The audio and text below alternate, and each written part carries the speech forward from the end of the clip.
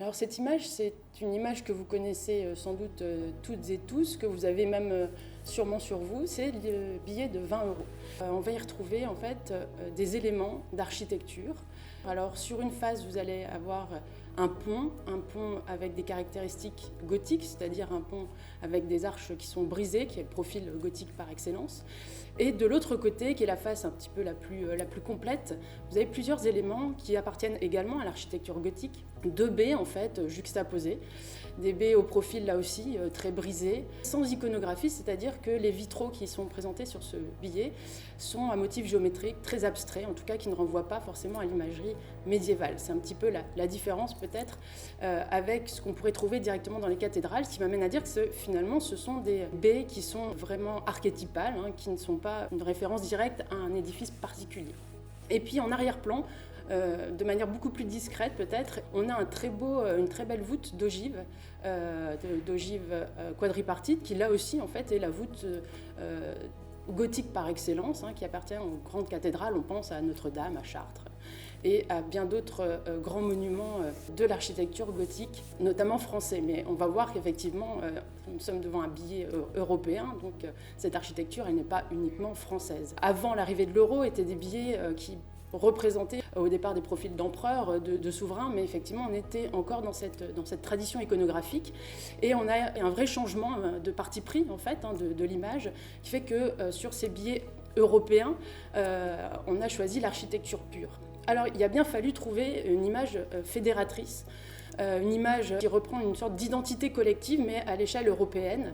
Et sur ces billets, alors on parle du billet de 20 euros, mais il faudrait mettre ce billet en perspective avec les autres billets, puisqu'en fait c'est une succession d'architecture de l'Antiquité jusqu'au baroque, avec l'architecture antique, l'architecture romane pour le billet de 10 euros, l'architecture gothique donc pour le billet de 20 euros, et etc. Plus on avance dans le temps jusqu'à la Renaissance, et même l'architecture contemporaine.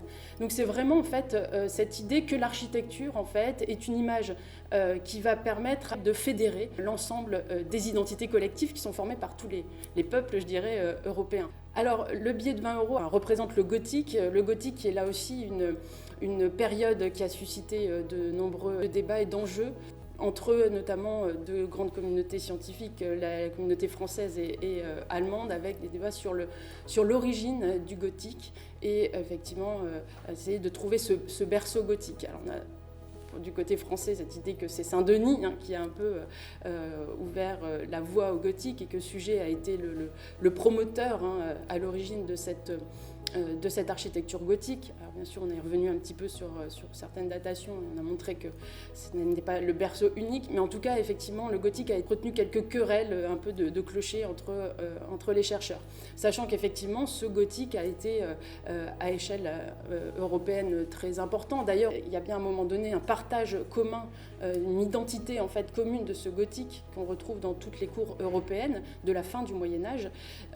Et peut-être que cette image, elle reprend un petit peu aussi cette idée finalement que le gothique a fleuri un peu partout sur les territoires de façon plus ou moins concomitante, et je pense que ce billet il est vraiment en fait aussi dans cette idée de faire corps derrière en fait une image fédératrice.